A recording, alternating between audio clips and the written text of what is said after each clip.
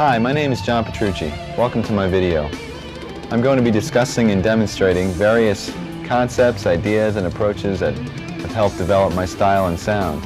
And hopefully you'll walk away with some insight on practicing and songwriting and developing your overall skills as a player. But before we start, let's make sure we're in tune. Here is my open A string. Get that in tune with your A string and then tune the rest of the guitar to that. I'll see you when you're done.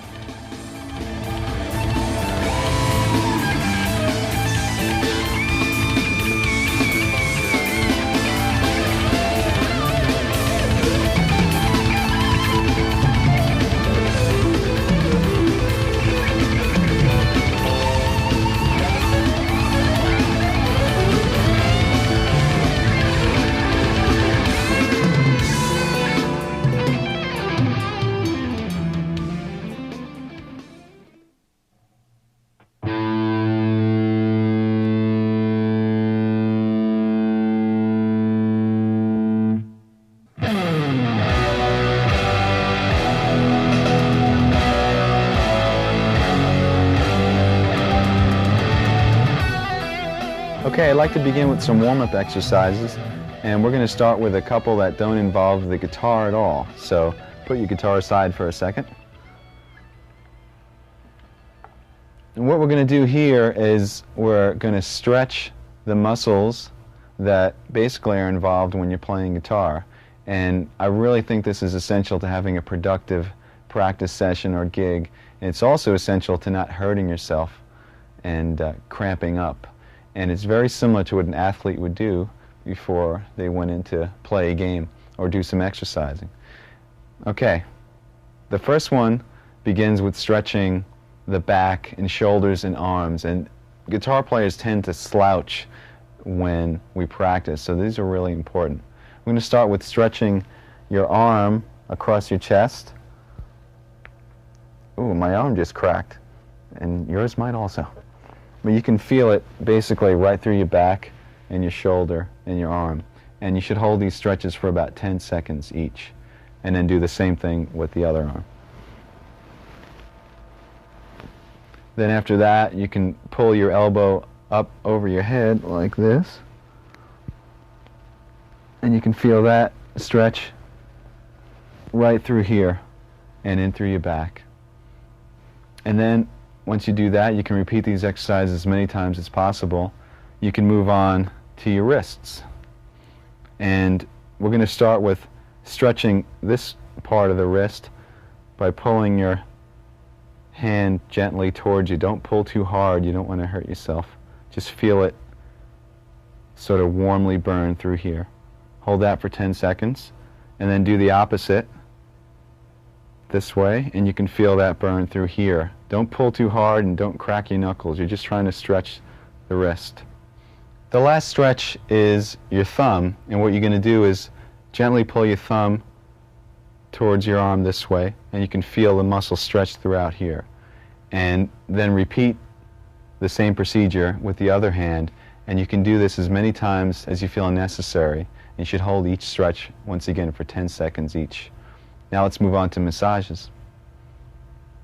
Okay, basically when we massage the muscle, we're stimulating blood flow, and this type of thing you can do in between exercises or during a practice session. I even do this during a gig.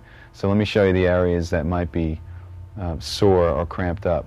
Basically starts with your shoulder muscles, the front of your shoulder, up in here, and use a pretty strong amount of pressure. You can use either your thumb or the heel of your hand or your fingertips.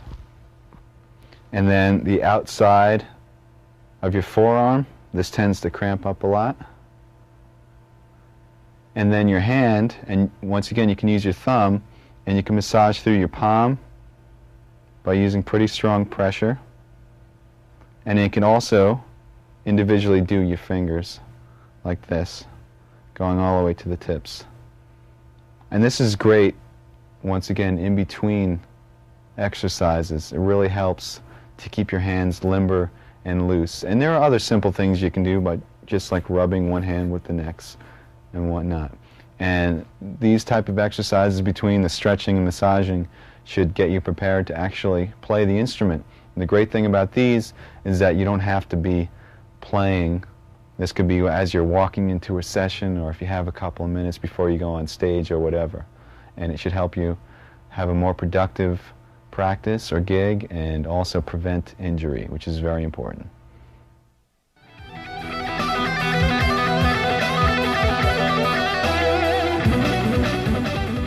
Okay, now I'd like to demonstrate some warm-up exercises applied to the guitar. So pick up your guitars again. And basically what I'm going to show you is a few exercises concentrating on the stretching and independence of the left hand, and a few exercises concentrating on the freedom and accuracy of the right hand, and then we'll combine the two. Remember, the goal here is not to develop mega speed, but really just to warm up your hands and get them comfortable so later on we can accomplish some bigger tasks. So first let's work on the first left hand exercise.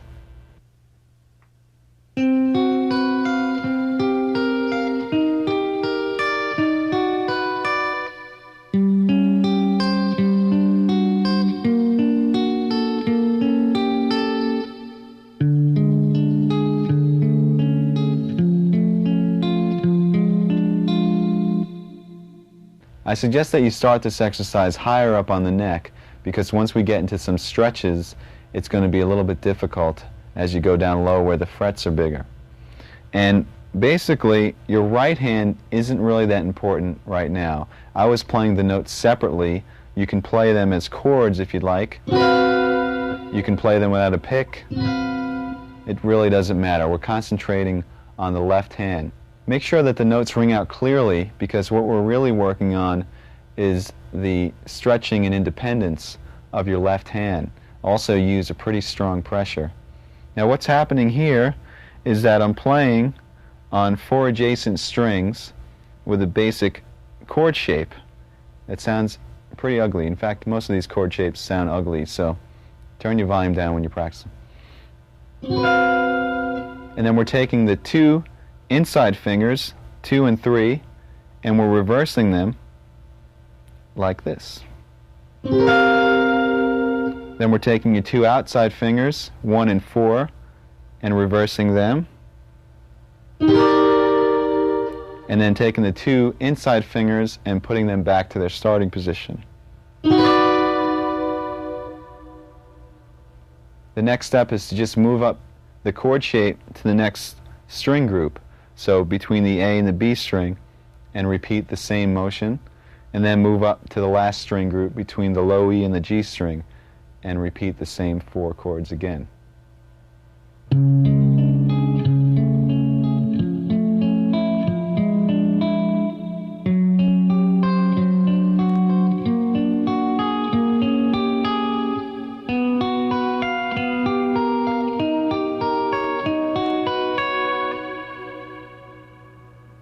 Okay, what I just played is the continuation of the first warm-up exercise. Basically, when you're through, you're going to have a sequence of stretches that continue down the neck. So this is considered part 2. And what I did is I started in our original position, which was between the low E and the G, and we were in the 10th position, and I stretched the first finger down a half step and kept the rest where they were, and did the same sequence of finger moves. So in other words, then reversing the 2 middle fingers, then the 2 outer, and then the 2 middle again, and just continued up to the next string group, and then to the final string group again.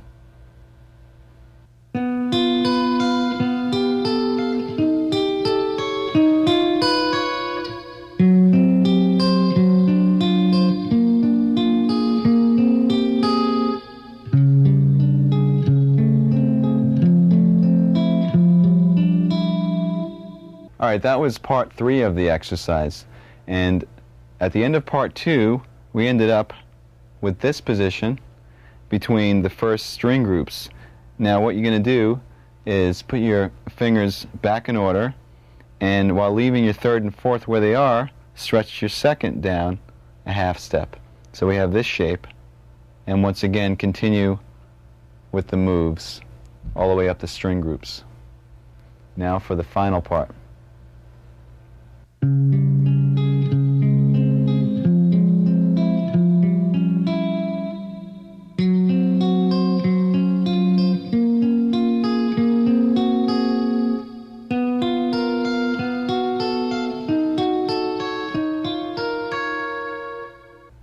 Okay, that was the final part, and if you haven't guessed already, what we did is we moved our third finger down a half step while keeping the pinky where it was. So we had this shape. This time the stretch is between your third and fourth finger, and continue with the pattern until we got up to the first set of strings again. And then all you do is you bring your pinky down a half step, which brings you to the exact same shape that you started with, but you're a half step lower, because we started originally in the 10th position, now we're in the 9th position. And that's the first warm-up exercise. Okay, the second warm-up exercise for your left hand is basically a variation of the one that we just finished. You can start in the 10th position again with the same setup, and we're going to do the same moves.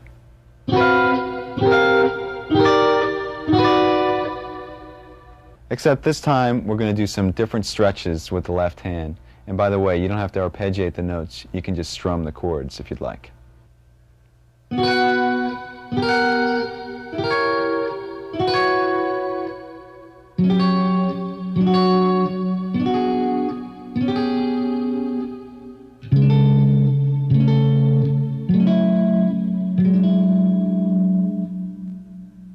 Okay, this stretch was different in that instead of moving one finger down a half step, we move the first finger down a half step and the fourth finger up a half step.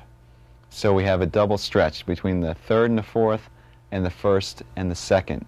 And then we did the same exact moves.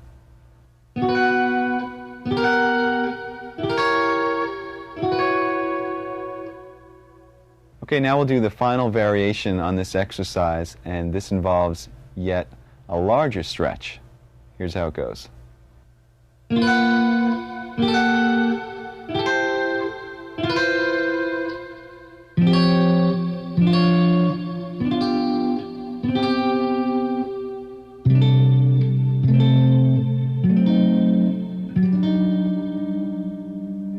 Alright, what we did here on the final variation is instead of just having a stretch between the first and second and the third and fourth, we have a half step stretch now between every finger. So you do that by moving your first finger down yet another half step, and then your second finger down a half step as well.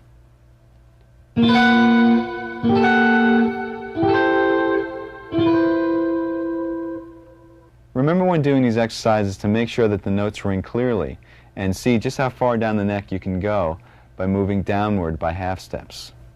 Now, for all you crazy guitarists out there, there is one more variation that involves some super stretches. Remember, don't hurt yourself.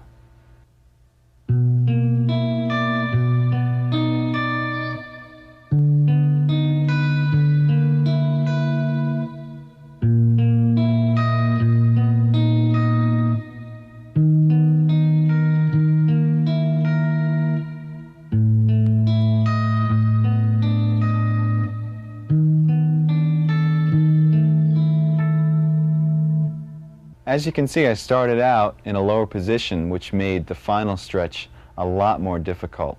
Let me break it down for you now.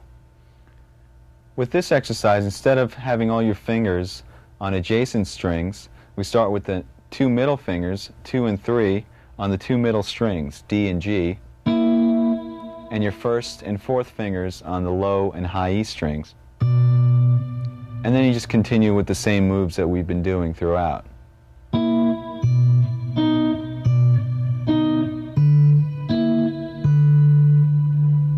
The moves from here should look familiar. We move the first finger down a half step, and the fourth finger up a half step, and then the first finger down one more half step, and the second finger down another half step, creating a full step between each finger for the ultimate stretch. What I usually do is I play these exercises in sequence, one after the next, without stopping. I start on the 12th or 10th fret and work my way down chromatically until I can't stretch anymore. Now let's turn our attention to right hand exercises, and you can give your left hand a rest.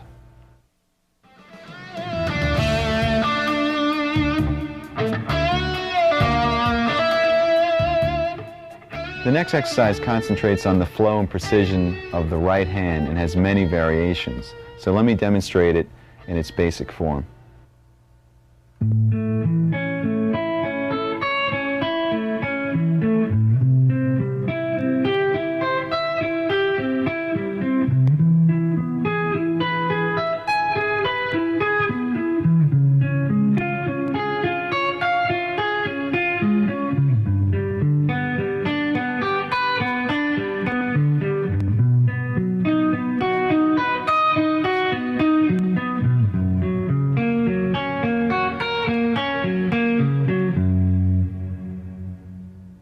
As you just heard, that exercise involved notes that were being arpeggiated intervallically. So let's talk about the left hand shapes that I was going through.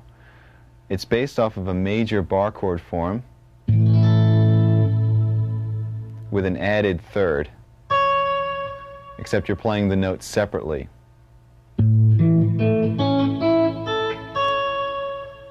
And then we just sort of intervallically disperse those notes. Now that bar chord is moved up through a progression that doesn't make too much sense, but at least makes the exercise a little bit more interesting. It goes A major, C major, E major, C sharp major, G major, B major, and F sharp major. All right, now let me show you the pattern that we're doing throughout the chord or arpeggio. We're starting on the root, we're skipping a string, and going to the next note in the arpeggio. Then you're going to the second note of the arpeggio, in this case which is E, skipping a string again. Then to the third note of the arpeggio, the fourth. So we have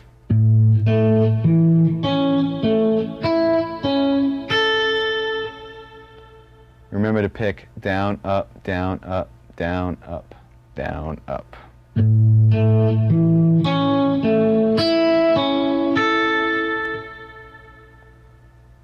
To descend, you start on the added third, which is C sharp on the E string, and skip down to the G string. Then up to the B and skip down to the D. Up to the G, skip to the A. Up to the D string and skip to the E.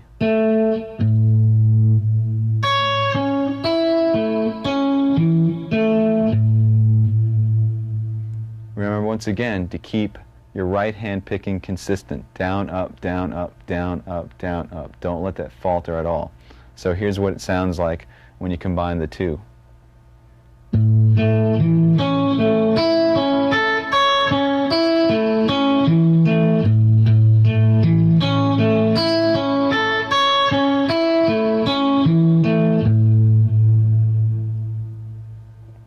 And then from there, just go through the sequence of chords that I outlined earlier, and you have the entire exercise. Okay, now that you know the initial exercise, all the variations involve the right hand, and we're going to concentrate on our picking.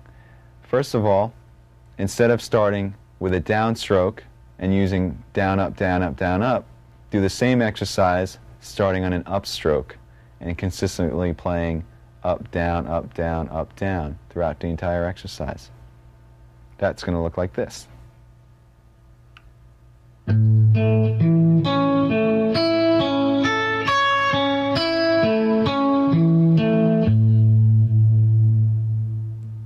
It might be a little bit more difficult at first, but the reason we're doing this is so in any situation you'll be able to pick you're not always going to have the comfort of starting on your favorite stroke, whether it's down or up. You should be able to sort of get through anything that comes your way.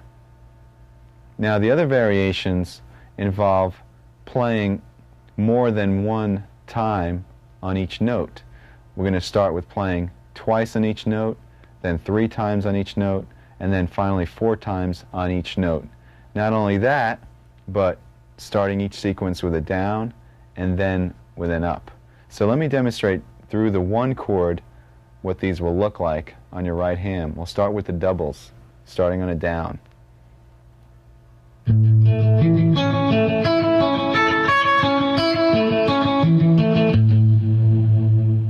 Then double starting with an up.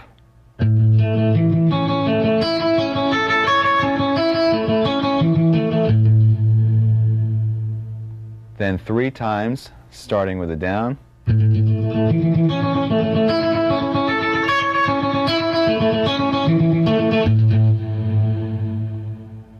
Three times starting with an up.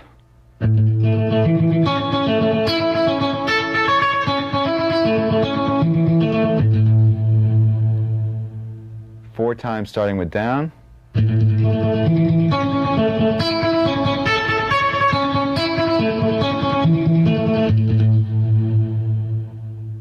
And finally 4 times starting with an up stroke.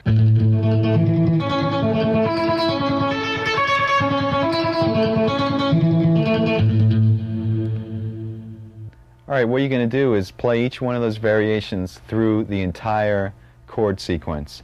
Just remember to keep the notes very even, and also to keep that consistent alternate picking, especially when you're playing triplets, going from one string to the next, because there's an odd amount of notes per string. Really watch that you are keeping a consistent down, up, down, up. Now let me demonstrate what it would sound like playing 2 notes per string through the entire sequence, just so you can have an example.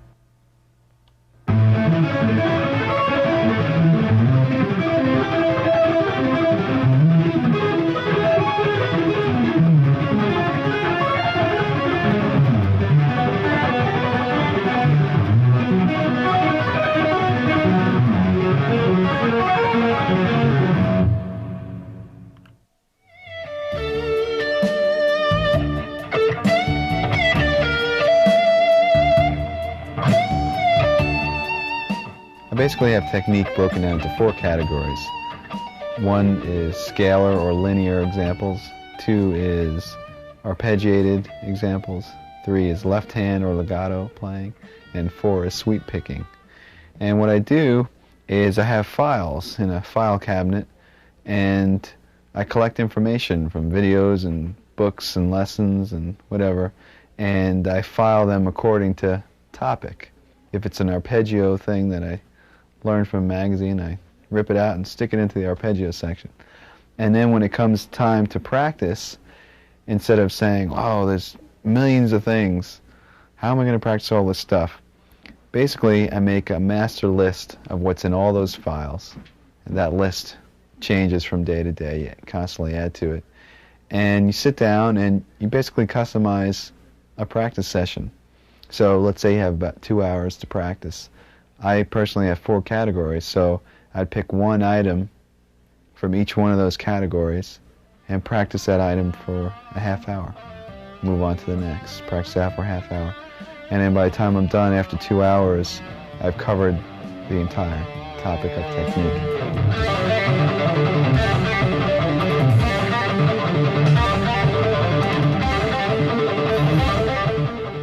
Okay, now that we concentrated on the left hand and the right hand individually, let me show you a few exercises that are equally effective for both hands.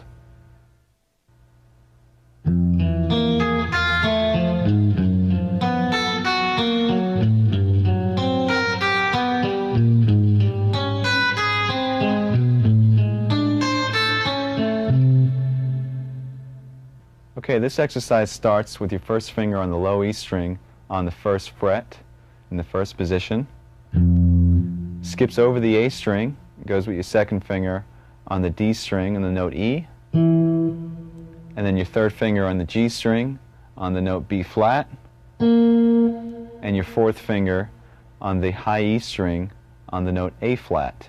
And your right hand is picking, once again, down, up, down, up.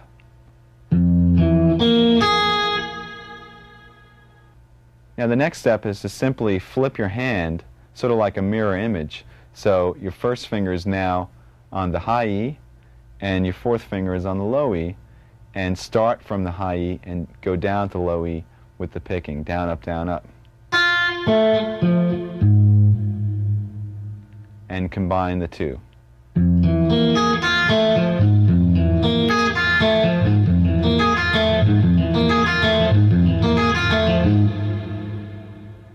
What I did after that is I ascended chromatically, and you should take this all the way up to the 12th fret, and then descend using a similar but slightly different pattern.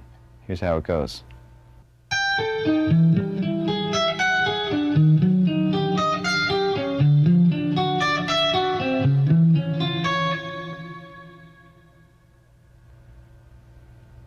Okay, all I did there is instead of starting on the first finger and ascending 1, 2, 3, 4, we started on the pinky on the high E and descended 4, 3, 2, 1.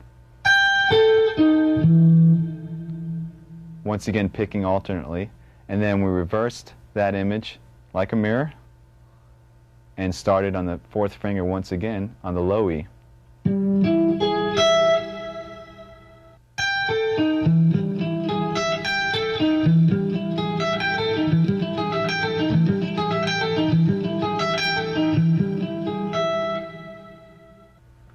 Alright, since this exercise involves alternate picking through string skips, make sure that your right hand picking is very accurate and that you keep your pick close to the strings so you don't hit the string that you're actually skipping.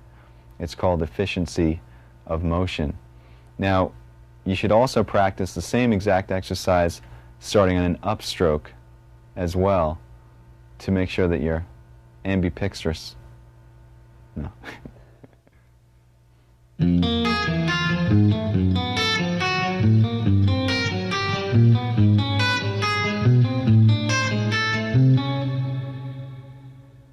That was a slight variation on the exercise that we just did.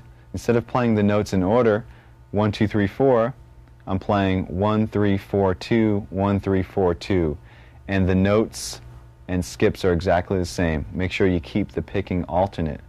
Let me show you now the descending version.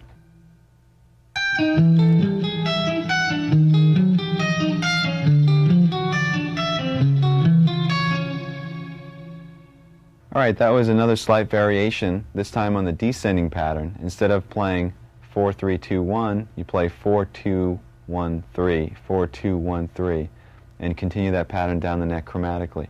Remember to keep your picking alternate the entire time. And that will wrap up our warm-up exercises.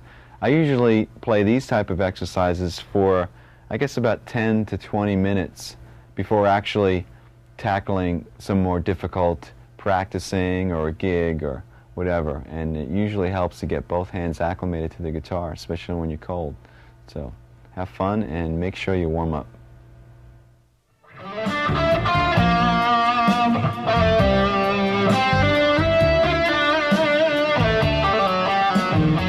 In order to realize our creative visions, it's essential that we develop the craft of our instrument, which leads us to the area of technique. I'm going to show you a whole bunch of different exercises that concentrate on developing speed and accuracy. Now for me, the most effective tool for developing these areas is the metronome. Whether that metronome is a simple click or a drum machine or sequencer isn't important. The important thing is that there's a steady and even pulse. Now practicing and playing to a metronome will help you to play accurately at any speed and also show you how to subdivide the beat any which way that you want. Now the first exercise involves a very familiar looking shape. It's based off of an A major scale in the 4th position, 2 octaves. So let me show you that fingering first.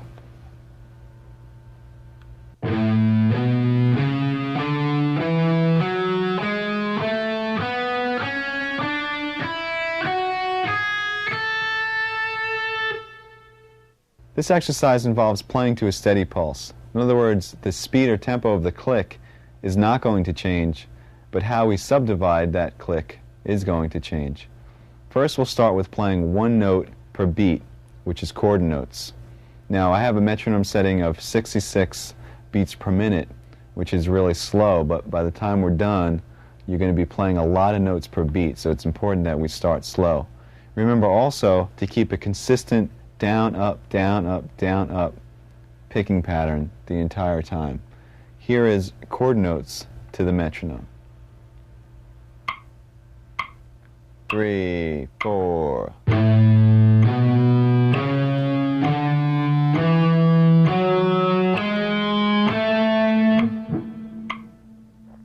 Now when you're playing this, remember, it might seem easy, but really concentrate getting even spacing between all those notes. It's actually more difficult when you have a lot of space in between the clicks.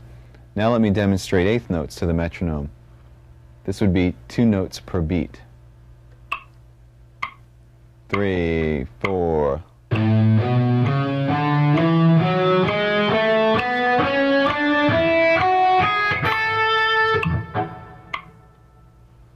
And now triplets, which is 3 notes to the beat. 3, 4.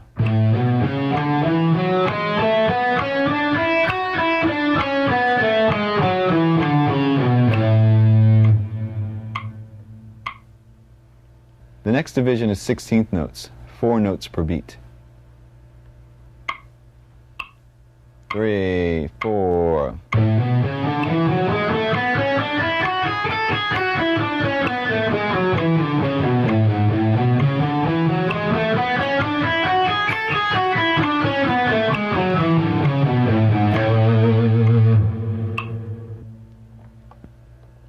Now we're getting a bit faster. The next division is 6 notes per beat, or 16th note triplets.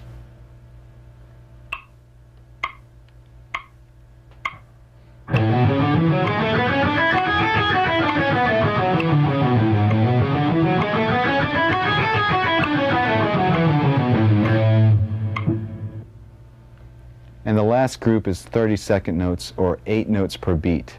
And this is going to be quite faster than what we started. But remember, the pulse didn't change at all. It's just the division of that pulse. 3, 4.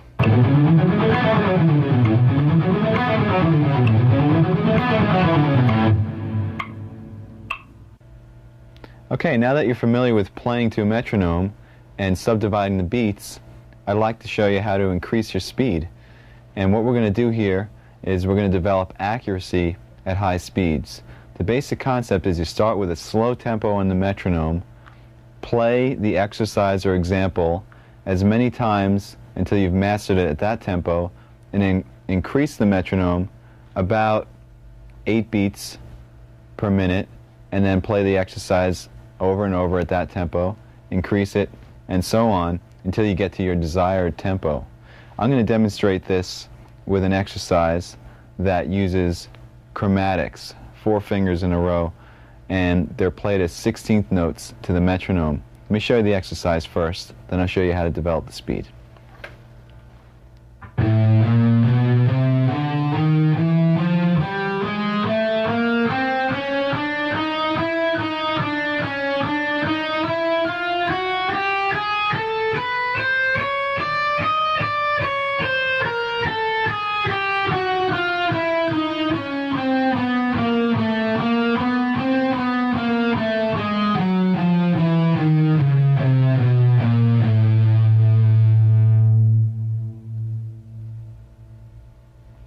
As I mentioned, this exercise is based off of a 16th note pattern, which means you're going to be playing 4 notes per beat.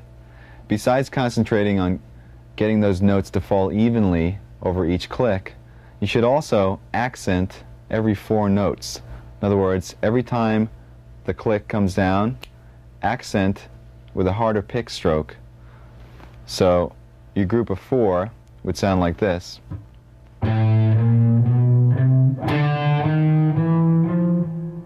Etc., etc. And what this is going to enable you to do is when you get faster and faster, that accent will be your reference point. In other words, at a slow tempo, your accent might just sound like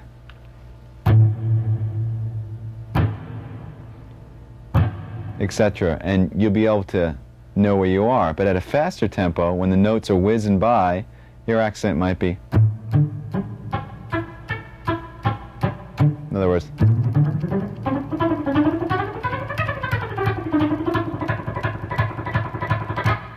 and that's how you know exactly where you are when you're playing at fast tempos. So what I'm going to do here is I'm going to show you how I would take this exercise and develop it speed-wise. Now, the first thing you have to do is you have to get a goal tempo. Let's say our goal tempo for today is 200 beats per minute.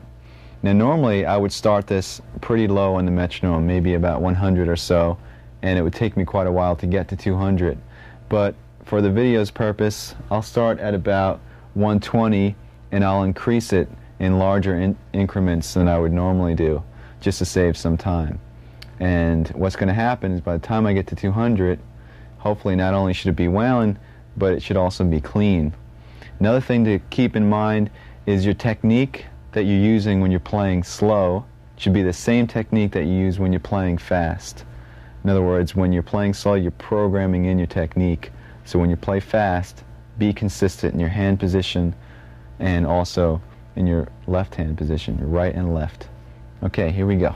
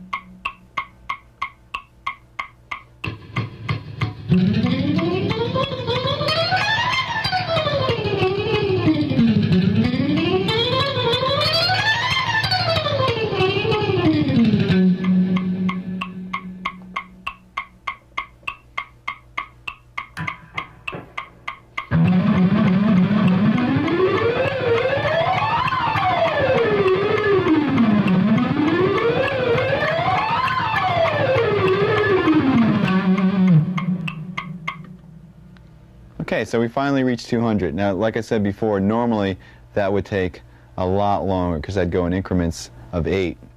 Now, if you find at any point along that development that you just don't have it, it's not coming together, it's not clean, like I'm going up to 200. If 176, I felt like I was pushing it, it's a good idea to back the metronome down, go to a slower speed. So I was at 200, let's say that was difficult, I'll go back down to about 170. Try to get comfortable there first.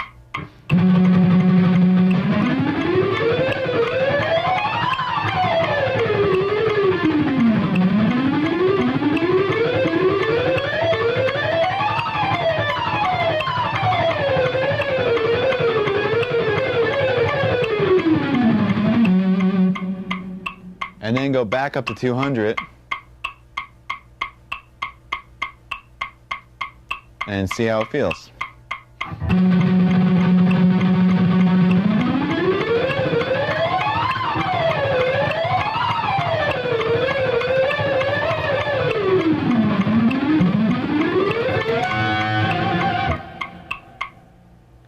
On a similar note, if you reach this desired speed that you're going to and you still want to push the envelope a little further, what you can do is, let's say you want to hit 208 now.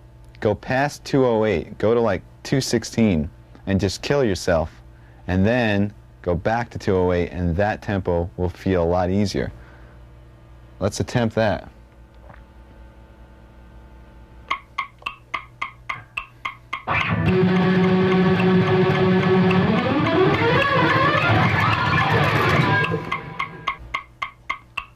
That was very difficult. Let's go back down to 208 and see if it's any easier now.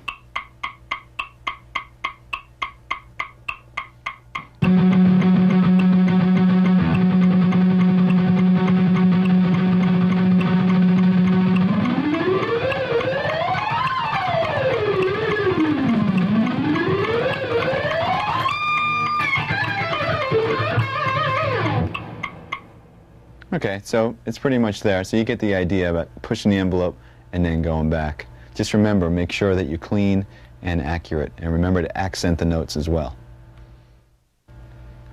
Okay, now I'd like to demonstrate the same technique, building speed and accuracy, but this time with a 16th note triplet pattern.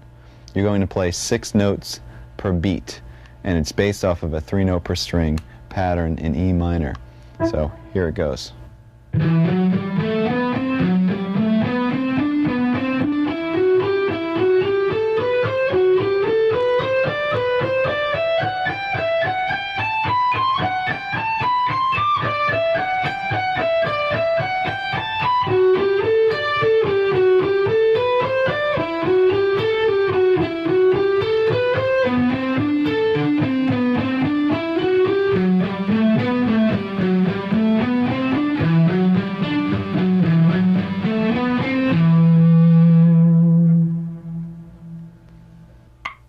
One, two, three, four.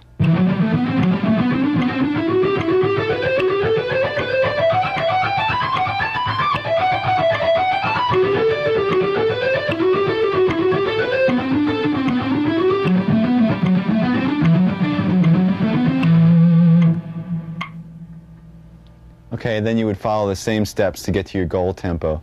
Let's say your goal tempo in this case is about 126. Let's hear what it sounds like at that tempo. 1, 2, 3, 4.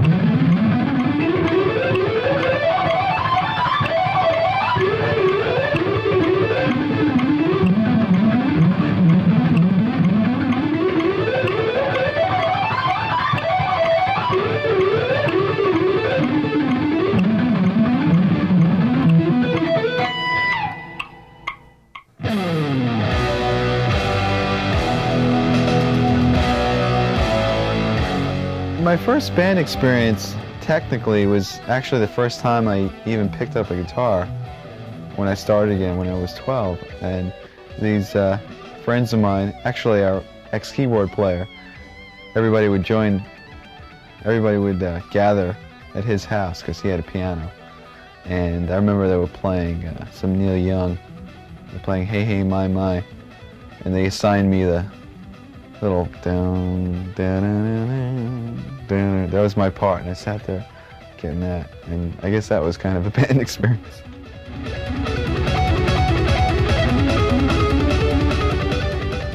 Another good way to develop speed is to work on what I call fragments or segments. That is, if you have a long exercise or passage that's really difficult to play, instead of trying to swallow the whole thing, take bites, work on small sections and develop that section and then connect them one by one until you have the big picture. This way you can concentrate on one little thing at a time as opposed to tons of notes. Now I have several examples of what I call scale fragments, and they're little patterns that you just play over and over and over and over, and eventually I'll show you how to develop these into long scale sequences that you can use in soloing and whatnot. So let's start by going through the different scale fragments.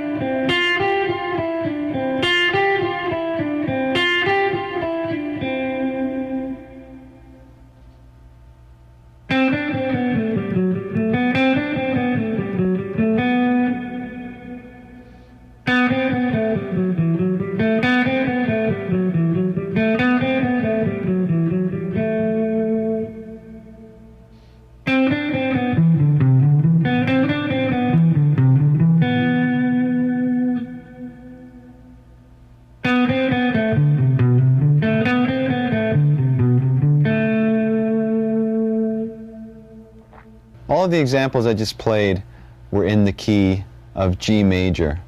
You can play these anywhere on the neck between any two strings. It doesn't really matter. You can practice them chromatically, meaning if you were playing this one,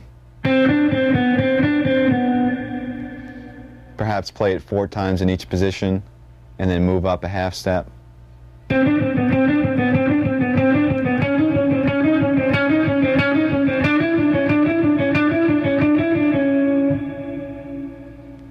Or you can pick a key and play them diatonically.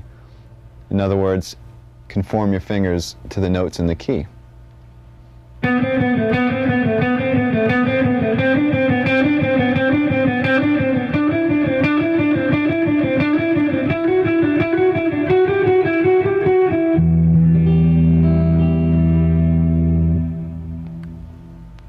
You can practice these scale fragments with the metronome, as we discussed, or there's a couple of other ways to develop speed.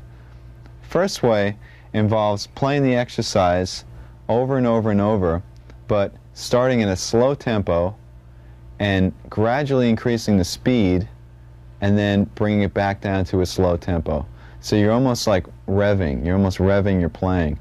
And as you do this, as you play faster, you can also vary the degree of dynamics that you pick with. You can pick harder or softer. It's a really good way to develop the speed. Here's an example.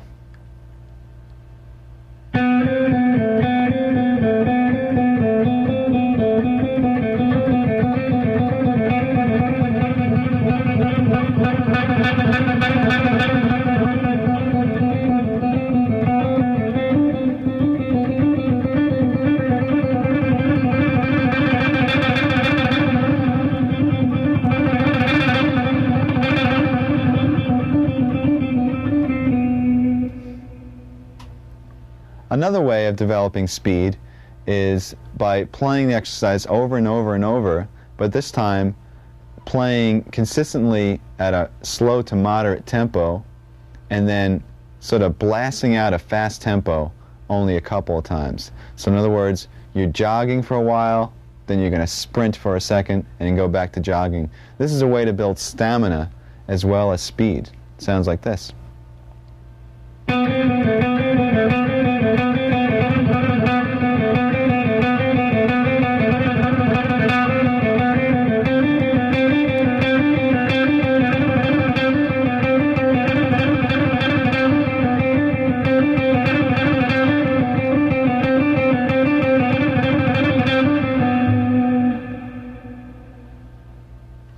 Now, a fun thing to do when you're working on all these exercises, since they're pretty similar, some of them are using 16th notes and some are 16th note triplets, is to sort of interact. In other words, mix them together. Like you might have one that sounds like, which is what I've been playing for the last couple of seconds. And there was another one that went. There was also another one that went. Try combining some of these exercises randomly and use your imagination. It might sound something like this.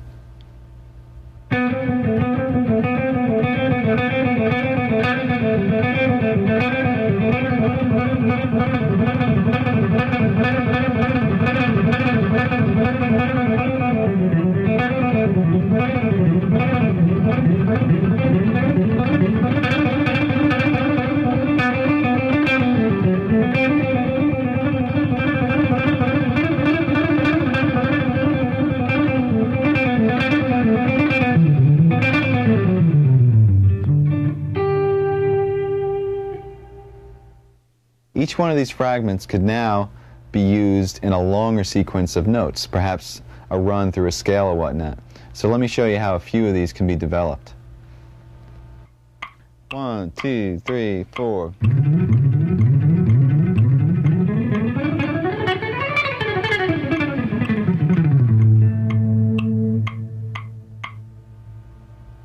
You should recognize the first part of that as the 3-note per string fragment that we did before. Except I transposed it to the key of A and played it through an A major scale.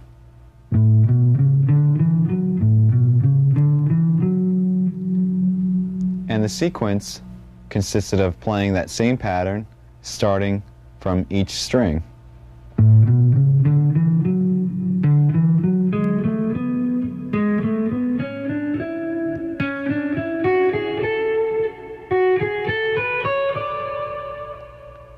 And then using the descending pattern to do the same thing.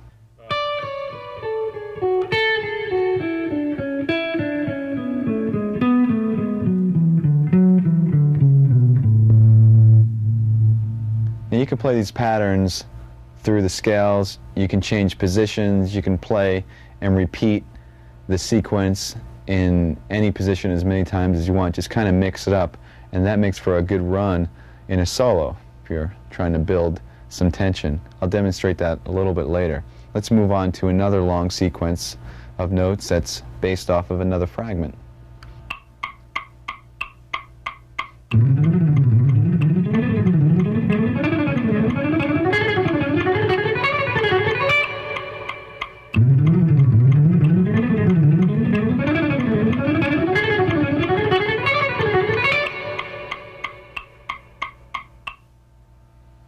And here's the descending version of that.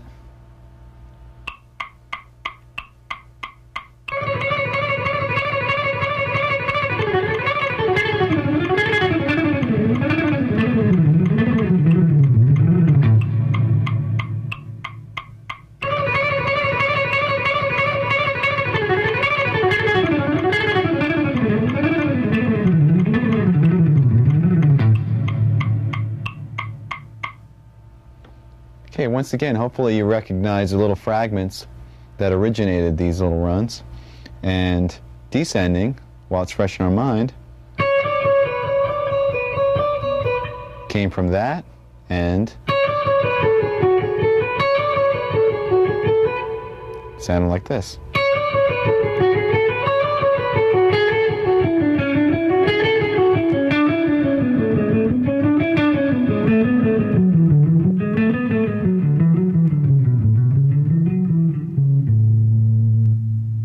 And ascending was pretty much the same thing, except starting on the first finger.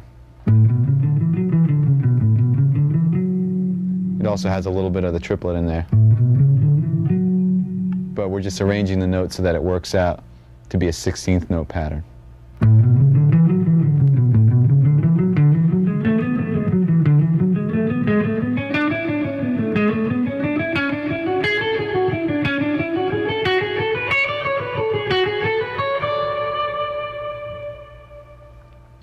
Here's another example using a fragment that includes string skipping.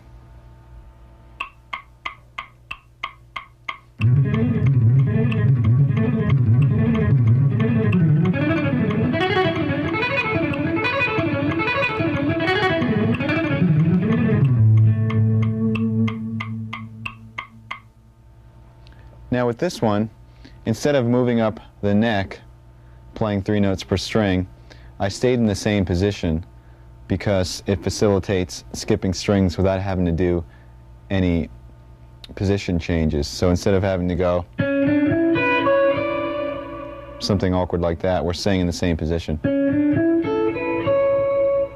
So the scale shape I'm doing has a repeated E, but we don't really hear that repeated E because we're skipping strings.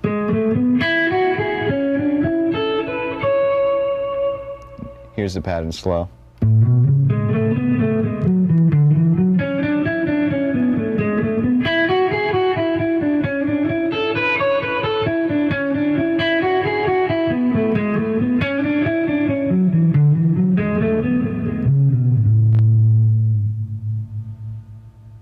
Let's just do one more 16th note pattern through a scale, once again using one of the fragments that we learned earlier.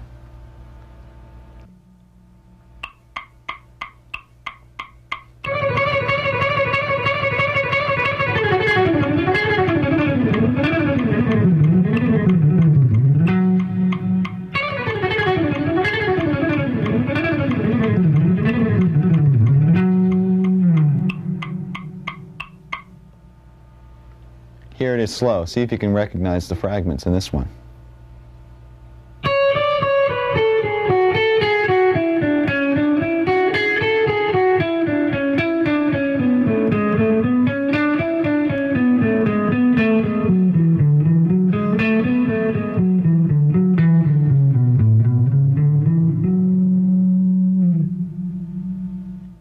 Okay, now that we have all the scalar technique under our hands, let me show you how this can be applied to improvising. I'm going to solo over progression in D minor, basically using D Dorian and D minor scales, and I'm going to throw in a couple of these 16th note runs, and you can see the way it interacts with the melodies and whatnot. And once you get a taste of this, maybe you can try it in your own solos.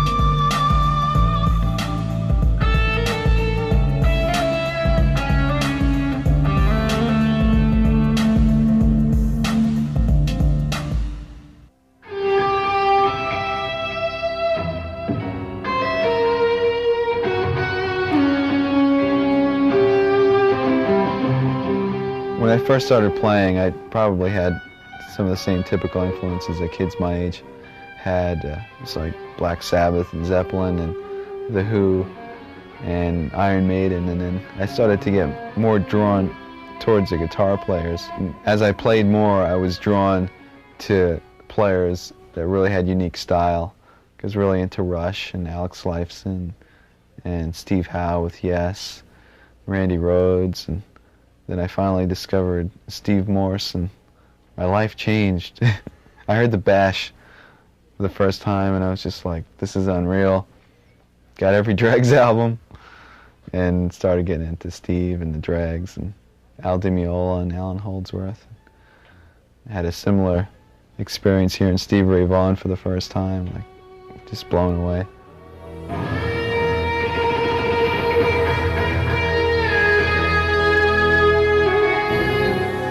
One of the more difficult techniques for most guitarists is using alternate picking through arpeggios. Now this has been something that's been difficult for me for a while, and it's actually making me kind of mad, so I analyzed what the problem was, and I came up with an interesting little fact. First of all, the problem always seemed to arise when I was encountering what I call inside the string picking. Now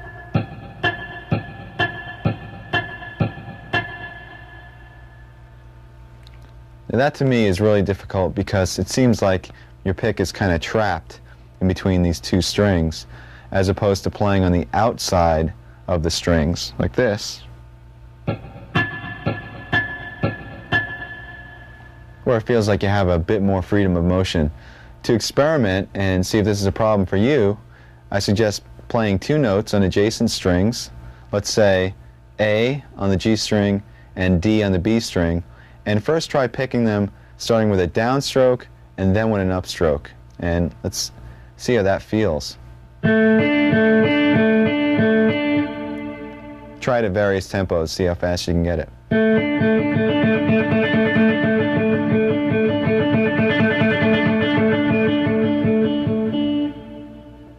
Now do the same thing, but start on an upstroke and go up, down, up, down.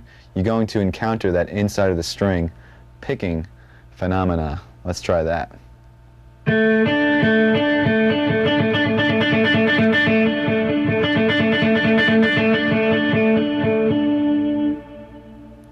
Now my right hand immediately starts to tense up as soon as I encounter that inside of the string technique, and I think it's because I feel like I'm sort of trapped and I have no range of motion. This is usually a problem for most guitar players. Some guys have this taken care of, and we'll have to shoot them all.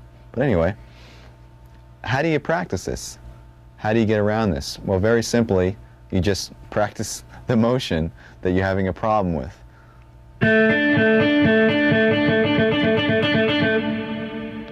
Now, this could be very boring if you sit there doing that for any period of time that's going to make it effective. So what I've done is I've come up with a little etude that practices and concentrates on the inside of the string picking. And by the way, if you ever have something that you're trying to work on and you need to develop it, come up with some little progression or etude or song. It makes it a lot more interesting.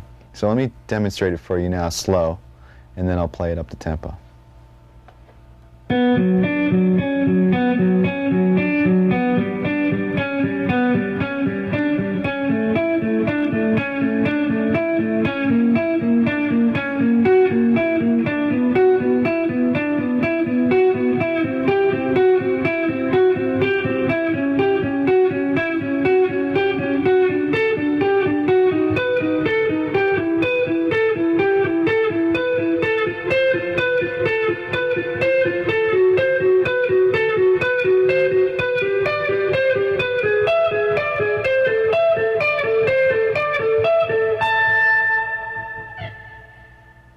Now I'm going to demonstrate this up to speed with the metronome. Make sure that the pick strokes are even and that you maintain, in this case, down, up, down, up, down, up, because we're starting on a higher string and going to a lower string, which once again makes us encounter this inside of the string technique. So here we go.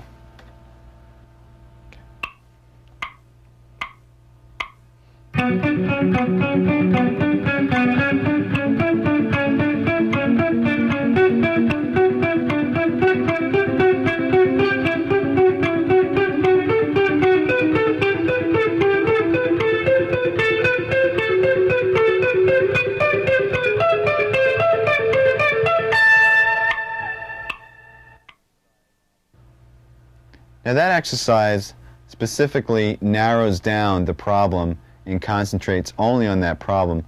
But the thing is, you're going to encounter this picking hang-up through an arpeggio. In other words, some part of the arpeggio you'll have no problem playing, and other parts you might have this inside of the string thing. Let me demonstrate on a major arpeggio. If I play G major in the 7th position, I have down, up, down, up. Now the initial down, up isn't a problem. Either is the next down. But it's when you go to the D on the G string, you have the inside of the string picking down, up. So in order to play that quickly, you're going to have to overcome that little problem right there.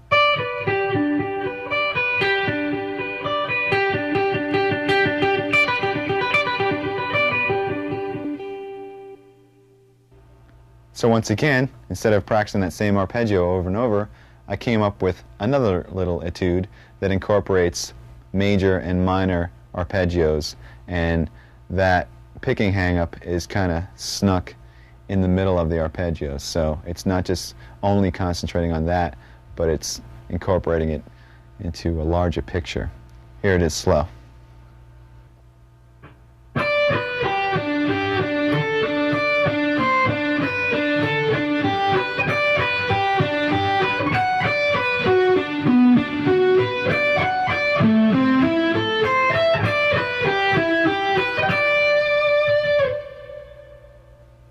Now I've added an extra challenge to this one because not only are we working on the picking hang-up, but we're skipping strings while doing that hang-up. Let me show you where that happens.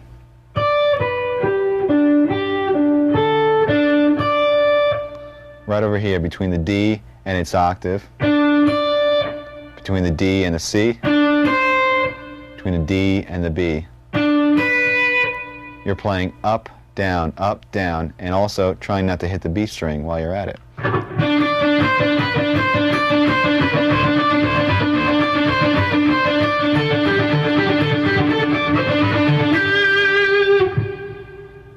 Here it is up to tempo.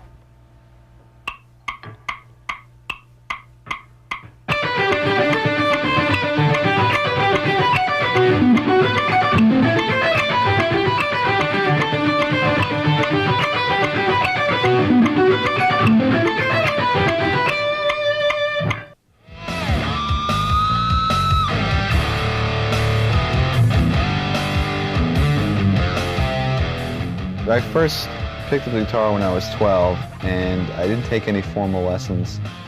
I took music theory my last 2 years in high school, so I had 2 years of that, and I went to Berkeley right out of high school. A couple of times I had some scattered lessons before Berkeley. I took a few lessons to try to prepare myself, and I remember going to group classes with a friend of mine, but I never really took any formal continuous lessons.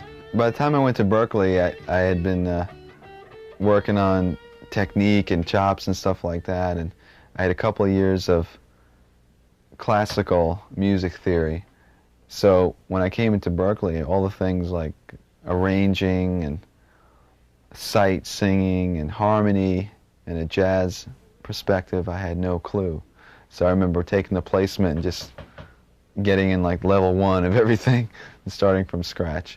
And I think that the most I learned there was in harmony and about chord structure and progressions, and also how to continue to learn, because that was one of the things that I kind of picked up on, is that there's such a resource out there, whether you go into school or not. I mean, it's great to go to school because you have the discipline of going every day, but there's just so many resources out there, and the students that really applied themselves, whether it was to the library, the listening rooms, or attending recitals, they really excelled. And the ones that just kind of sat there and thought it was all going to come to them eventually weren't there anymore.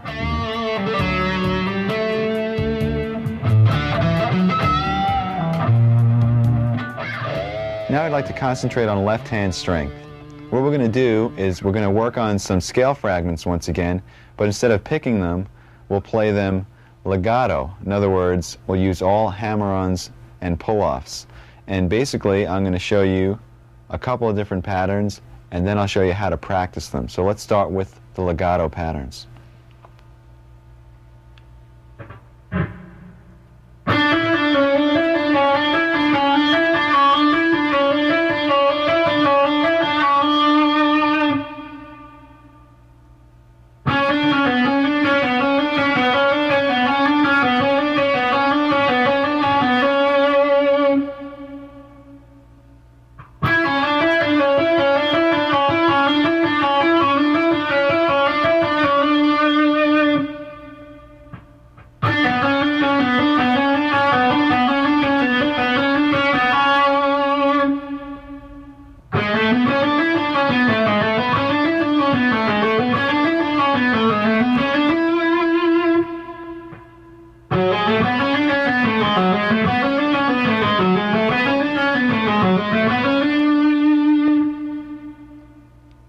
Okay, this is how we're going to practice these. You're going to play each pattern to a watch this time for a minute each.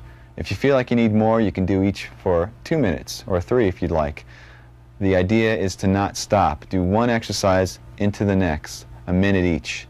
And you can play them at varying speeds. Just make sure that the notes are clean and that you're using complete legato technique. Now, with the last couple, notice I did pick, except I only picked when I was ascending from the D string to the G. Happened right over here.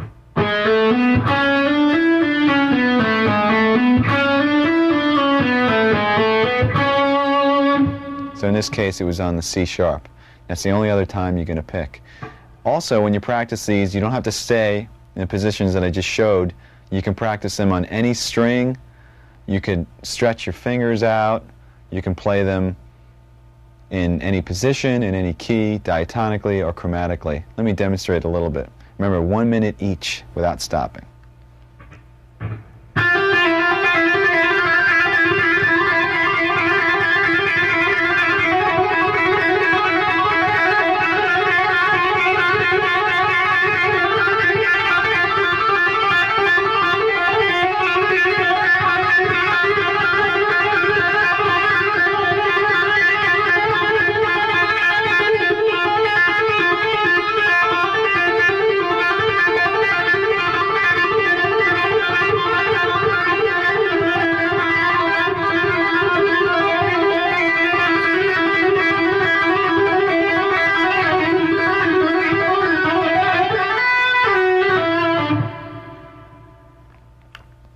That's the idea.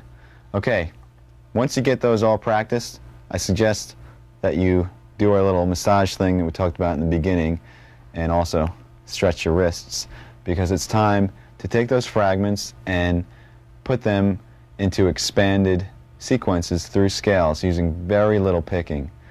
Once again, this is called legato. Here's the first exercise.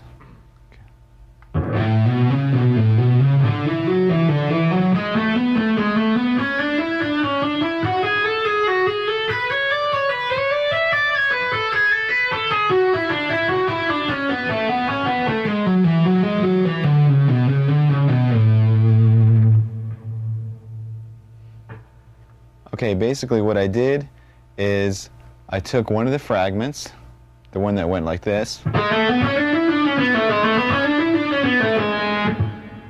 and also another one that went like this, and combined them ascending through an A major scale.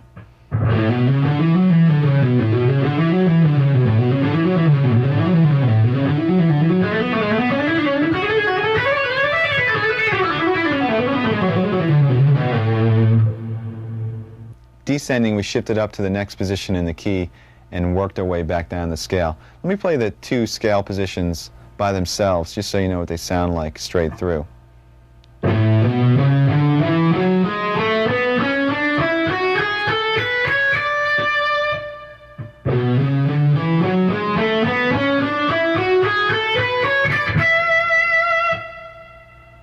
And you could practice that sequence between any two positions in any key, or even using nonsense patterns, just shifting up by half steps, maybe something like this.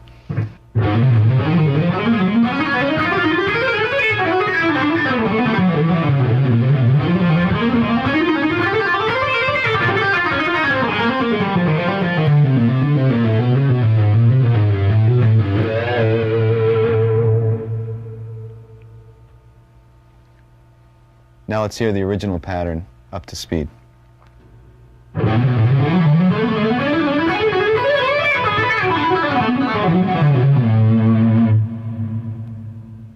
Here's one more legato example. This one is in the key of E minor, and it shifts positions quite a number of times. So practice it slowly and make sure that you get those position shifts clean and clear. This also involves some right hand tapping. Here it is slow.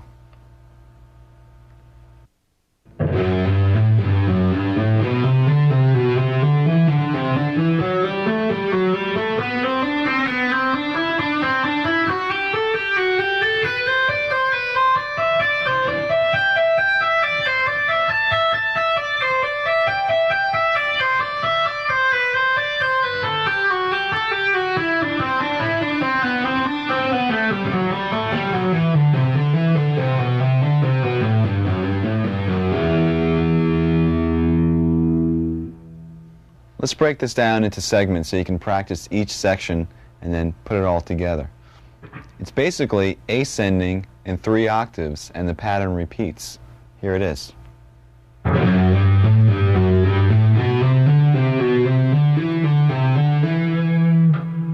it's starting on F sharp and ending on E, and then starting on F sharp an octave higher,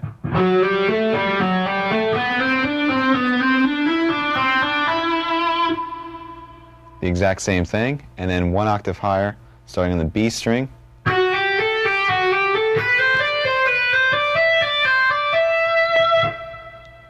So this is a perfect example of practicing segments and then connecting all of them to get the whole run, because you might just want to practice each octave at a time.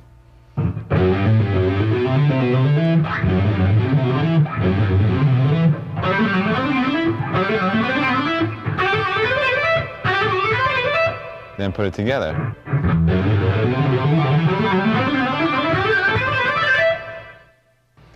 When you get to the top, you're tapping the G on the high E string, and it's basically a double tap. And then you're tapping A, and then back down to G.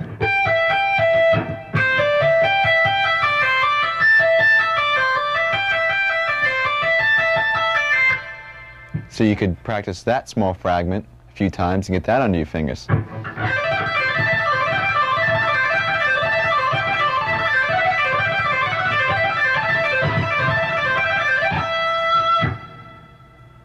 And descending, we have another 3-octave pattern.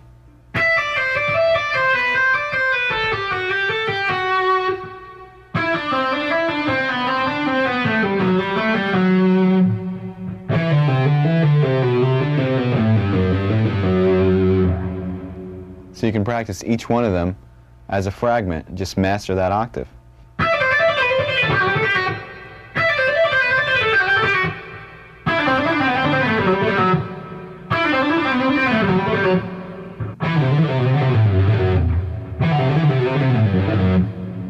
And then put them all together.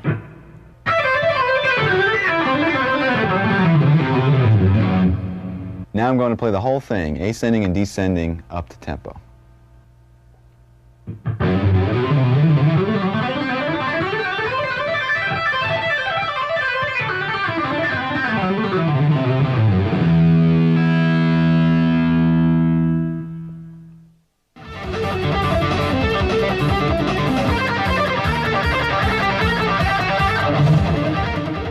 When we first started the band, we were all 17 or 18 years old. So the last album that we just put out, I mean, it's like almost 10 years later. So I think we've all matured as songwriters, and you know, we listen to the old demos and whatnot, and there's bootlegs of those demos and stuff, and it's just like, oh my God, what were we thinking, you know? So the music and writing has definitely evolved.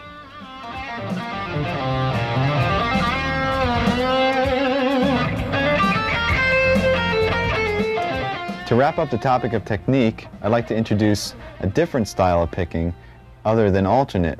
It's called sweep picking, and some of you may be familiar with this technique, some of you may not be, but in either case I'd like to offer you my exercises and things like that that basically isolate the technique, and then you can expand and apply it to things that you might already know. Now I usually apply sweep picking to arpeggios and not really to scalar examples. And I also use it in a way where it's sort of a weapon or a tool to execute a fast flurry of notes. Let me show you a couple of exercises that work on the technique.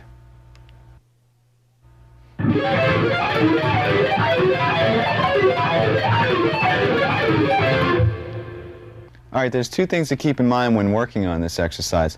One of them is to separate the notes of the left hand. In other words, you're not playing chords, but you're separating the notes and playing arpeggios. And also, with the right hand, you want to separate the notes as well. In other words, don't strum them all together, but push down on the pick so it knocks into the next string, sort of falling from string to string. You don't want to make separate motions like this. You want to push the pick down, down, down, down, and then up, up, up, up, pushing against the strings. Now you can actually mute the strings and work on just the right hand.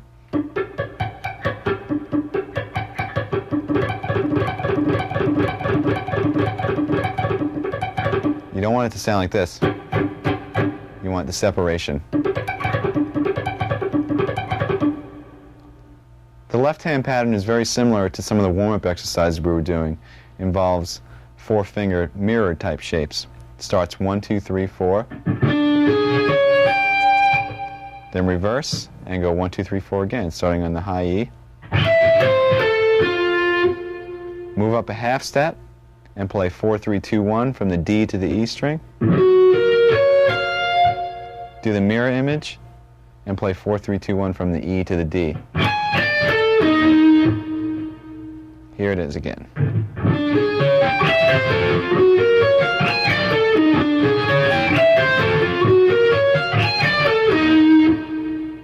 And then simply move it up, continuing in half steps.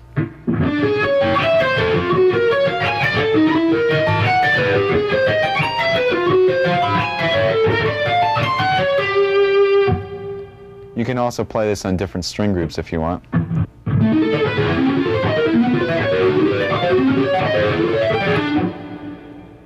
Okay, just as a fun variation, you can take this technique and just mutate the notes of the left hand, and I came up with, once again, another etude using the sweeping technique. It goes like this.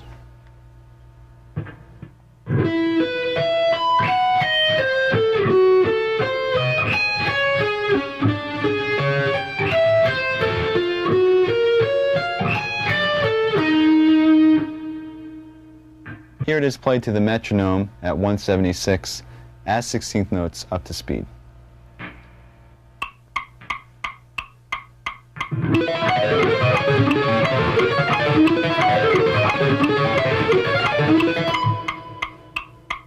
To break this down, we're using the exact same pattern as the exercise.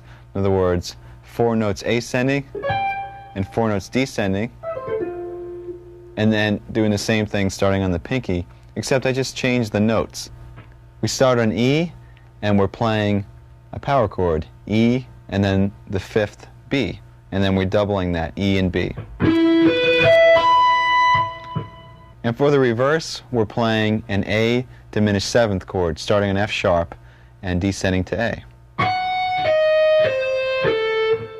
F sharp, E flat, C, and A. Then we're going down a minor third, and we're doing an F sharp diminished 7th. So we have F sharp, A, C natural, and E flat, which is actually the same thing as an A diminished 7th in another inversion. And for the reverse, we're playing a D flat power chord, which is D flat and the 5th A flat. But we're starting on the A flat and descending.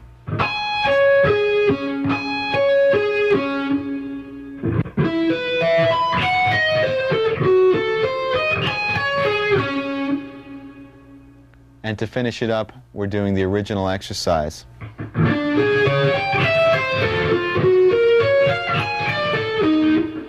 Which ends us up on E flat, a half step away, to start over again.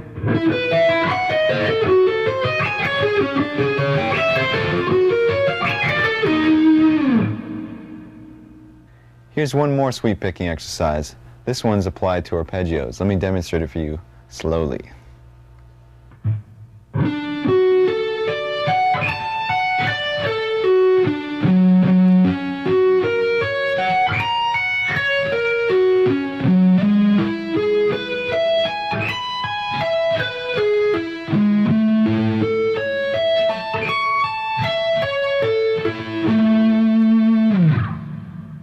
This pattern is based off a major arpeggio, so let's go through the different arpeggios and the chords that they come from. First one is D, coming from this chord fingering,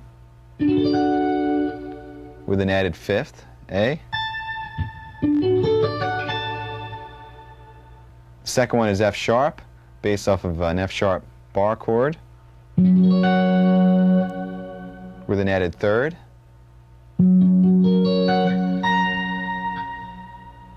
The next one is E major, based off of this chord form, once again with an added 5th.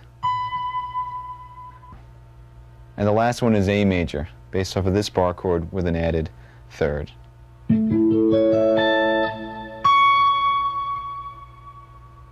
Starting with D, the picking goes down, down, down, down, down. When you get to the A, that's when you're going to reverse and play an upstroke and pull off to the F sharp. and then the rest of the arpeggio is descending using all upstrokes. Remember to separate the notes. You're not playing a chord.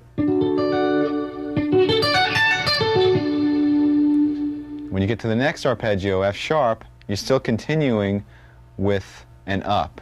In fact, you can almost consider it the third of the D arpeggio. So you're kind of finishing up the D arpeggio. Because after that, we're going to repeat the F sharp and start with a downstroke and outline the F sharp major arpeggio. Down, down, down, down, down, down, and then up on the A sharp. Pull off to the F sharp and continue all consecutive upstrokes to finish off the arpeggio.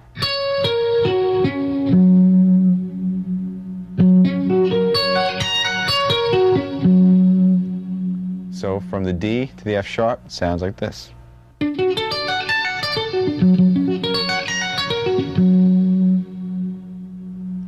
Then we're going to move up to G sharp, which is the third of E, and basically we're going to follow the same exact pattern.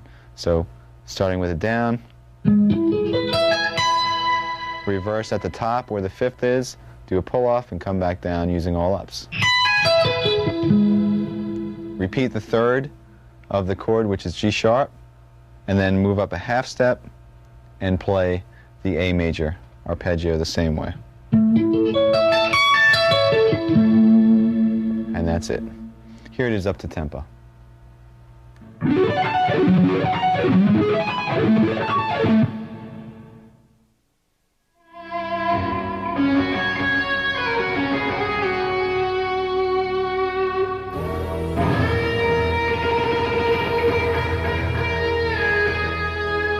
The majority of our writing process is together as a band.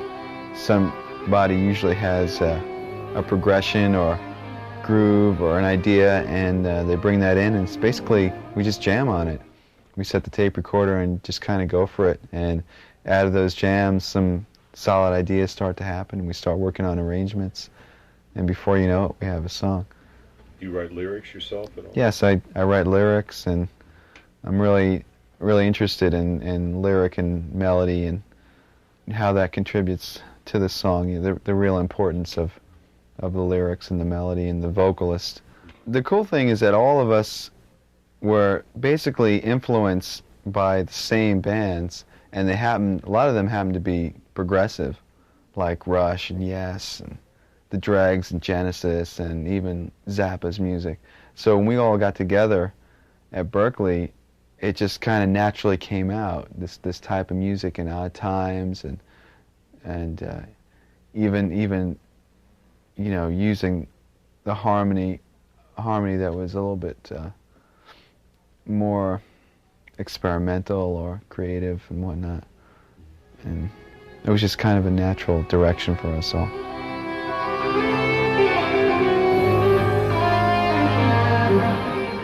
We've been focusing in a lot on developing techniques for soloing and chop building, but let's switch gears now and concentrate on building your chord vocabulary. What we're going to do is we're going to take the ever-faithful power chord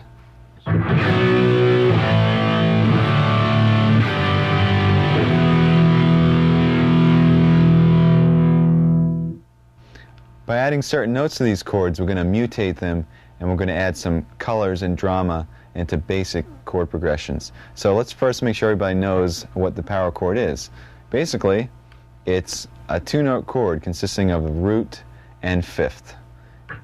For example, a B power chord would consist of B and the fifth F sharp. Now you could expand and you can double the B,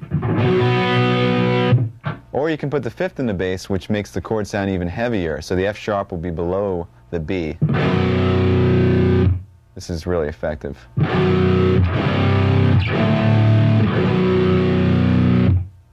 And one other type that's not really a typical power chord, but it's a progressive power chord.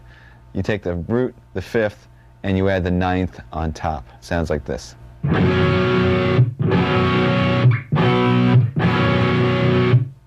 To explore this topic a little bit further, you have to understand two things. First of all, which notes can be added to the power chords, and second of all, how those notes affect the name of the chord and also the function of the chord in the progression. First of all, we have the root and fifth, what you see as an example. If we add an E or a third to that, we have a C major chord.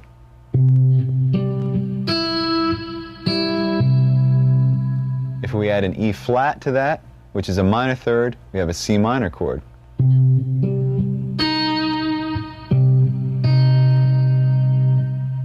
If we add a second or ninth to that, we have what's called a suspended second chord. In this case, it would be a D.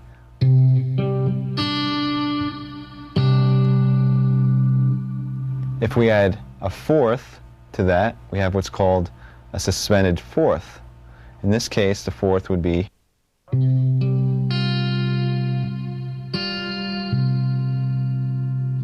All of those chords added one note to the power chord and drastically changed the sound. Now let's go through some chords that add two notes. If we add the major third and the major seventh, we have a major seventh chord. So you'd have the power chord, the major third E, and the major seventh B.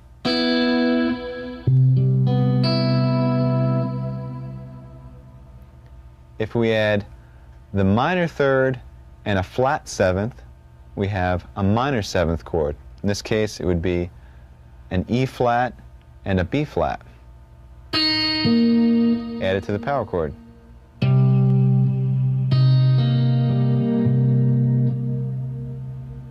If we add a major third and a flat seven, we have what's called a dominant seventh chord.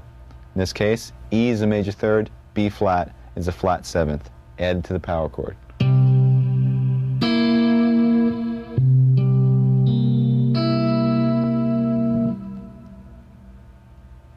And now there are a couple of chords which I call add nine chords. What they are major and minor chords. So we're going to have a major and minor third added, and on top of that, the ninth as well.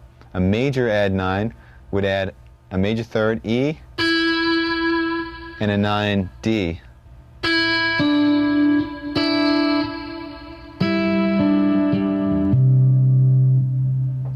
A minor add 9 would add the flat third, E flat, and the ninth, D.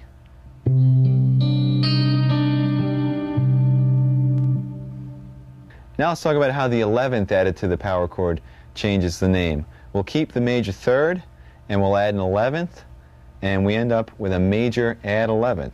Here's the power chord, here's the major third, here's the 11th. Don't worry, we won't be playing these fingerings. And the final chord is a minor 11th chord where we add three notes, the minor third, the flat 7, and also the 11th, which once again is F. And just to make this easier for now, we'll put the 5th in the bass. Now what this new information allows us to do is to take a simple chord progression that you wrote, maybe you have a great melody going, and develop the sound of the chords to add some spice. Let's say the chord progression we have is all power chords A, F to G. Very, very typical.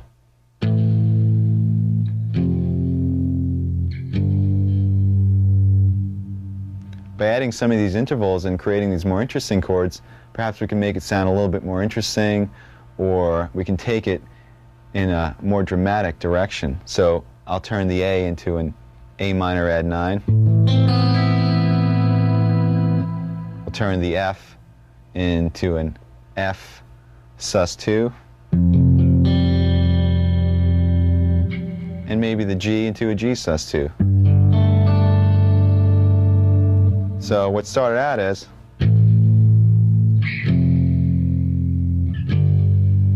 now it sounds like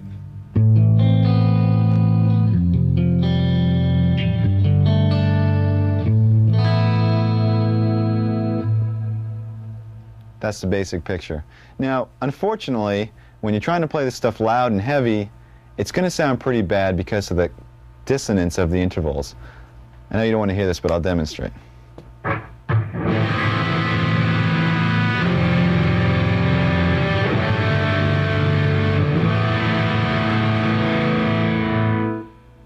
Some of them don't sound that bad, but once we start getting to 11ths and 7ths, believe me, it's horrible. People will cringe. So here's where orchestration comes into play. What we're going to do is we're going to divide the part up into two separate parts. And you can do this when you're recording, or you can do it in a band. If you have a bass and guitar, you can divide the parts up. Or if you have two guitar players or guitar and keyboards. The concept is one guy plays the power chord, or the root and the fifth, and the other guy plays the added tension. Sometimes it's either one note, sometimes it's two, sometimes it's three. So I have a couple of examples that demonstrate how, in our case, open strings added to power chords will create some interesting sounds. So let's go through the different chords we can create, and then we'll make a little song out of it.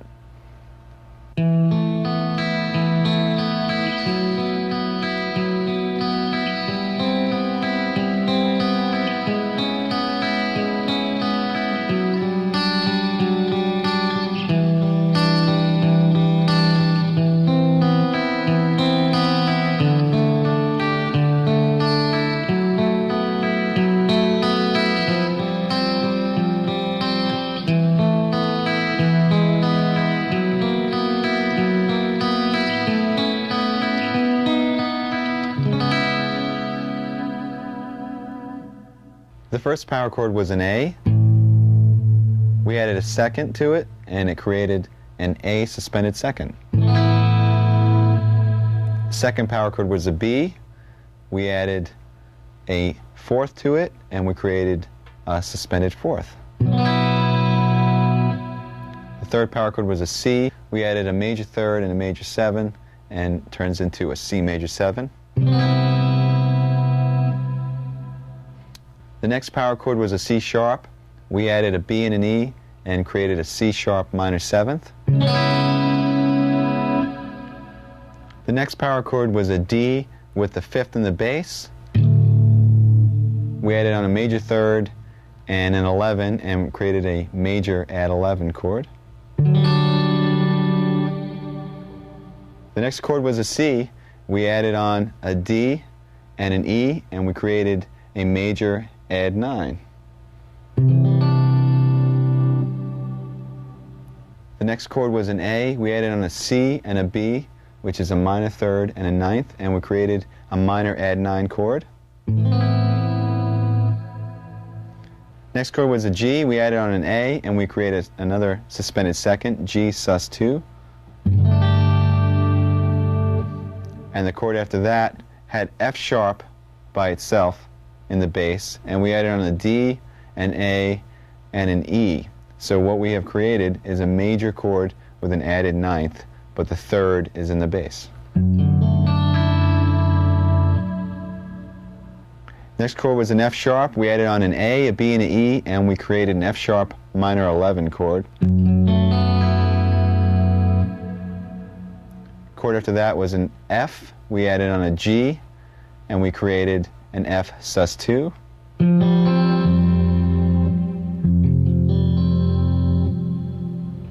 After that we had an E, and first we made an E suspended fourth by adding on the fourth A, and then we made an E major by adding on the third G sharp. So we had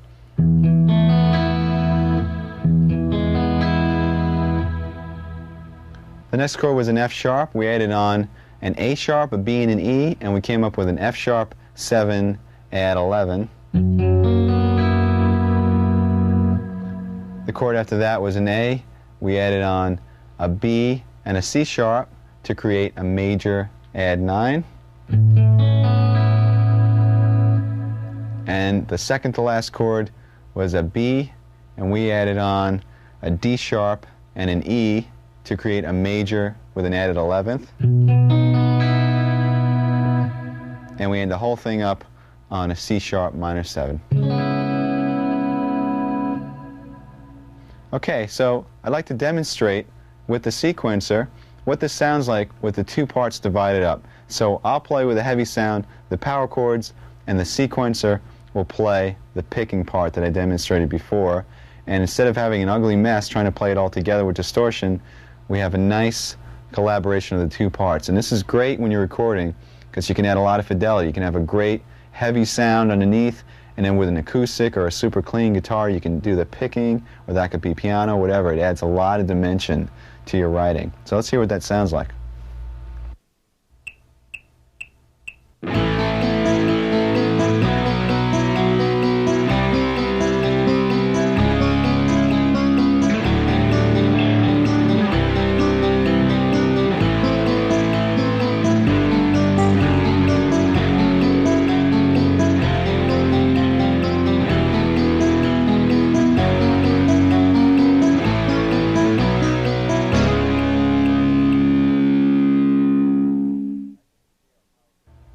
As you can see, our power chord has come a pretty long way. We started with some really basic nonsense, and we came up with some pretty cool sounding chords. Now, granted, the progression that I created for that exercise really doesn't make too much sense. So let me show you a little song that incorporates a lot of those chords and is more like a piece of music. I mean, you can use it for background to a vocal part, or it could be backing up a solo or whatnot, but it uses basic power chords that I'll be playing, and the sequencer will be playing the second guitar part. And check it out.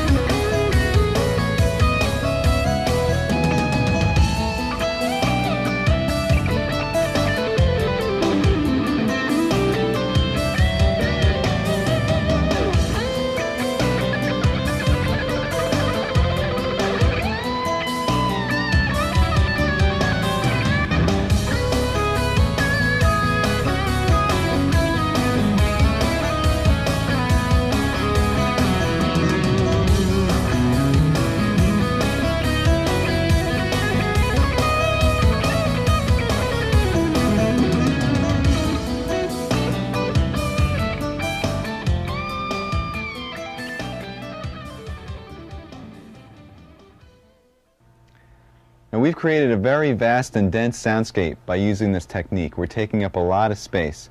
So it's important that you really listen to what the other players in your band are doing. For instance, let's say this type of interaction that we just went through was going on between bass and keyboards.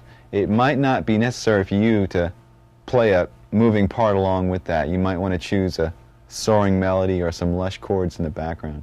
The point I'm trying to make is that you should really listen for space when you're writing. Listen for register and listen to what the other people are playing. This way you contribute what's right for the song as opposed to just worrying about your own little part. Remember, the song comes first.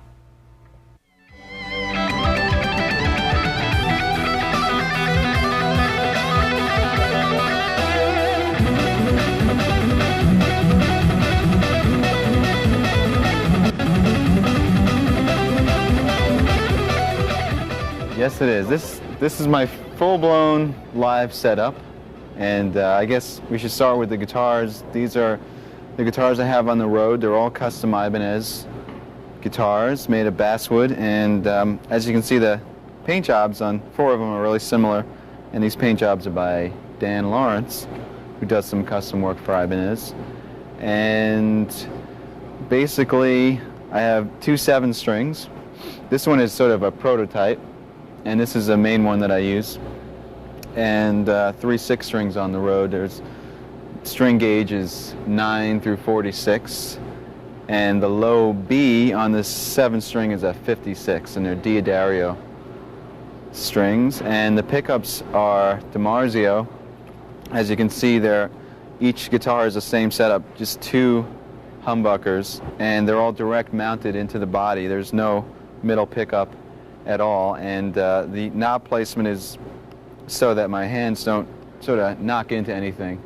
Like on a Strat, you might have a problem with your pinky or whatnot. And these pickups were custom designed by Steve Blucher for DiMarzio.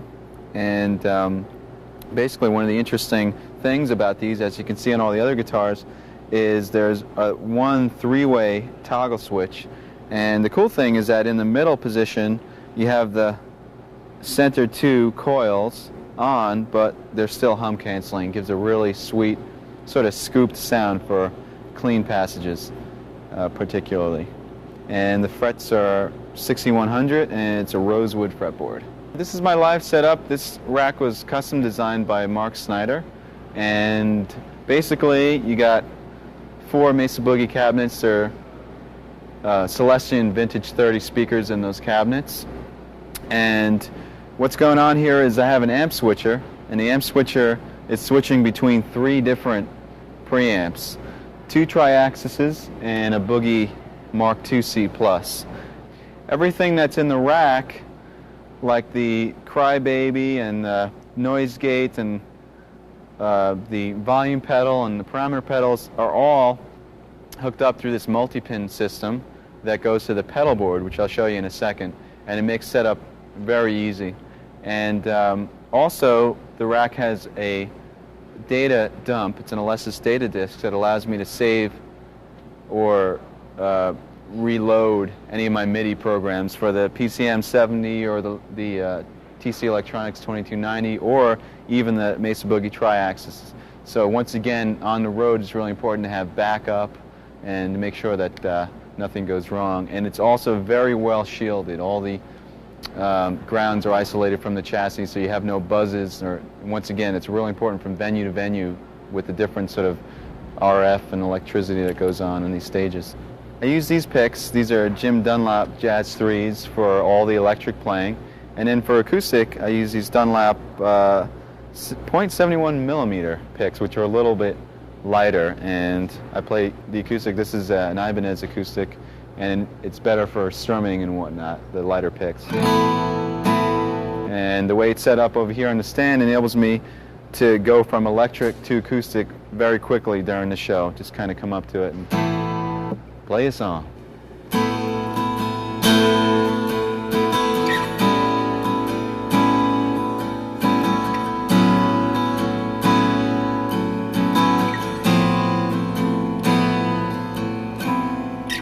Okay, this is the pedal board that I use live, and this was custom designed by Mark Snyder. Once again, as you can see, here's the other end of the multi-pin that's coming in, and basically that has all your connections for the tuner and the Mesa Boogie Abacus pedal board, parameter pedal, a volume pedal, and a wah pedal, and that includes all the AC. Just one cable right to the rack and to the pedal board. And this is how I change my patches. Basically, each patch is designed so all your effects and amp switching and whatnot happens just with the press of one button. The cool thing about this rig is that it's very versatile. So not only do I have different patches for different sounds, let me demonstrate. You have a clean sound setting, different types of clean sound settings, like some with some cool delays.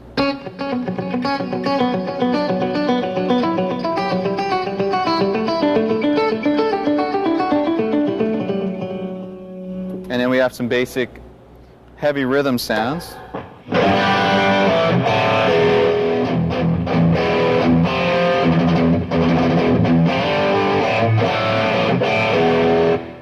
some other rhythm sounds with different choruses and whatnot.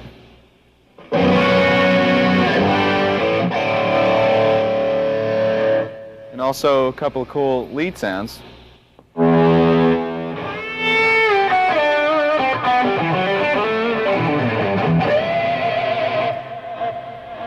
One of the cool aspects about this pedal board is the real-time control over the parameters. In other words, I can control the parameters of the tri-axis to shape the sound as I'm playing, or I can control the effects parameters to maybe add some more delay or take delay out or reverbs or whatnot.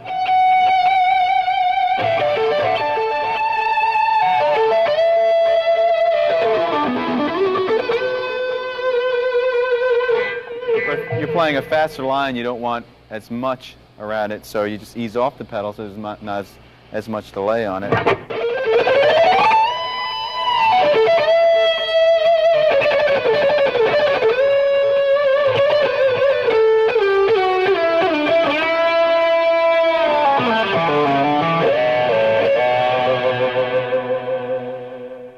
So you have full control over what you're playing. Well, there you have it. We covered a lot of ground in this video, and there's a lot of information to swallow. Just take your time and go through section by section and really try to get the most out of it. The best is to apply what you learn as well. I hope this has been inspiring and that you can use some of these ideas and approaches in your own playing and writing. And I had a great time doing this video. I hope to see you on tour. Bye-bye.